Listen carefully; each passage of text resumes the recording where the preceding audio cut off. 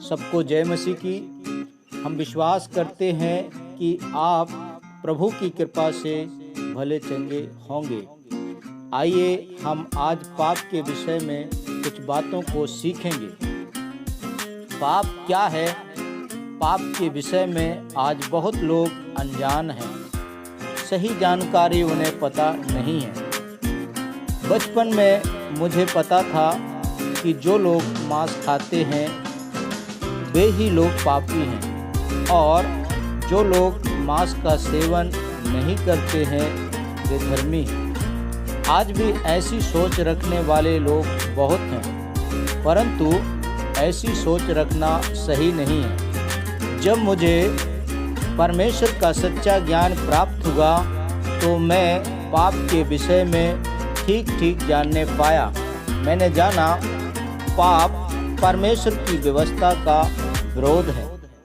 परमेश्वर की व्यवस्था या उसकी आज्ञाओं का उल्लंघन करना पाप है। पाप एक कार्य है, पाप एक स्थिति है, धार्मिकता से रहित मनुष्य की पतित स्थिति। पाप एक स्वभाव है। जिस परमेश्वर ने मनुष्य को अपने स्वरूप में और समानता में अपनी महिमा के लिए रचा था, आज वही मनुष्य पाप में गिर गया है। यह मनुष्य जाति के लिए बहुत ही बड़े दुख की बात है। आइए हम पवित्र बाइबल धर्मशास्त्र से पाप के बारे में जानेंगे कि पाप क्या है, उसमें पाप के बारे में क्या लिखा हुआ है और आप पाप के बारे में क्या सोचते हैं और आपको पाप के बारे में कितनी जानकारी है।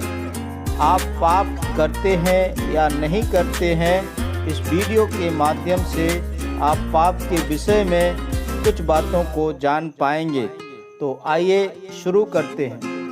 नंबर 1, परमेश्वर की आज्ञाओं का पालन ना करना पाप है।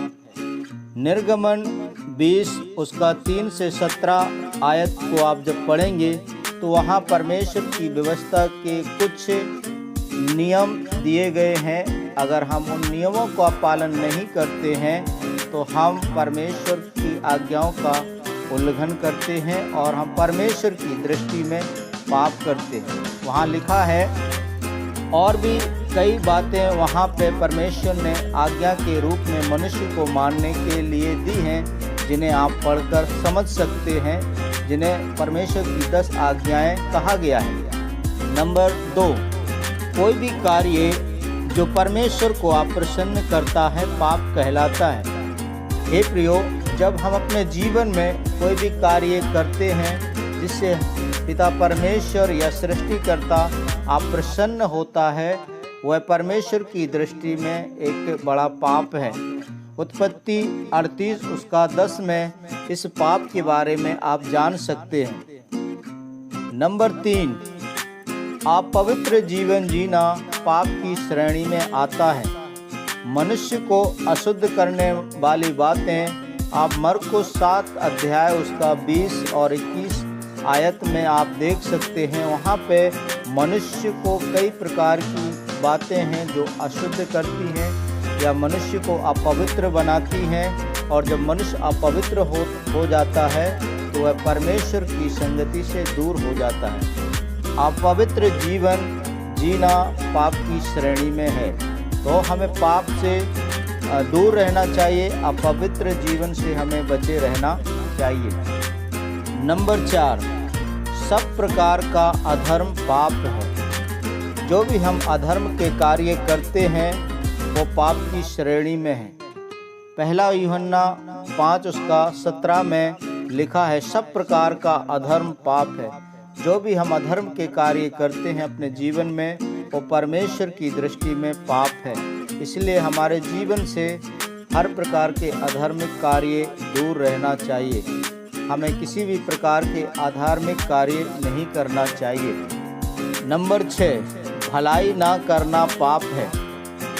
याकूब उसका 4 उसका 17 में लिखा है, भलाई ना करना पाप है। जब हम भलाई कर सकते हैं और हम भलाई नहीं करते हैं तो ये भी परमेश्वर की दृष्टि में एक पाप है। इसलिए हमें हमेशा हमारे जीवन से दूसरों के प्रति भलाई ही करना चाहिए और भलाई करने के लिए परमेश्वर ने हमें सृजन किया है।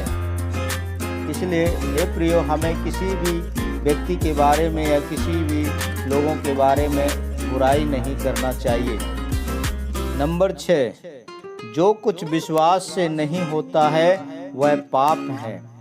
जब हम जो भी कार्य हम विश्वास से नहीं करते हैं वह भी परमेश्वर की दृष्टि में पाप माना जाता है। इसको आप रोमियो और उसका 14 का 23 आयत में आप पढ़ सकते हैं और देख सकते हैं, वहाँ पे इस प्रकार लिखा हुआ है। नंबर 7, परमेश्वर के सामने बलवा करना पाप है। हम जानबूझकर जो भी गलती या पाप या धार्मिक कार्य करते हैं, हम जानते हैं या परमेश्वर की दृष्टि में सही नहीं है, फिर भी हम उन अधार्मिक कार्यों को हम अपने जीवन के द्वारा करते हैं, तो इसका मतलब है हम परमेश्वर के सामने बलवा कर रहे हैं या परमेश्वर से बैर कर रहे हैं या परमेश्वर से लड़ाई कर रहे हैं। तो परमेश्वर से बलवा करना भी पाप है। इसको आप यशा उसका 1 का 2 में आप पढ़ सकते हैं। हे प्रियो, हमने देखा है कि पाप क्या है, अतः हमें अपने जीवन को सुरक्षित रखने के लिए पाप से बचना चाहिए और हमें अपने जीवन को परमेश्वर के महिमा के लिए इस्तेमाल करना चाहिए और हमें अपने जीवन को पाप से बचा के रखना चाहिए। परमेश्वर नहीं चाहता है कि हम पाप करें या उसके विरोध में कोई कार्य करें या उसकी आज्ञाओं का उल्लंघन करें। परमेश्वर चाहते हैं कि हम अच्छा जीवन जिए, परमेश्वर की इच्छा अनुसार अपना जीवन को जीने पाएँ। यही परमेश्वर हमारे जीवन से चाहते हैं। परमेश्वर इस वचन के द्वारा आपको आशीष प्रदान करे। परमेश्वर के नाम की महिमा।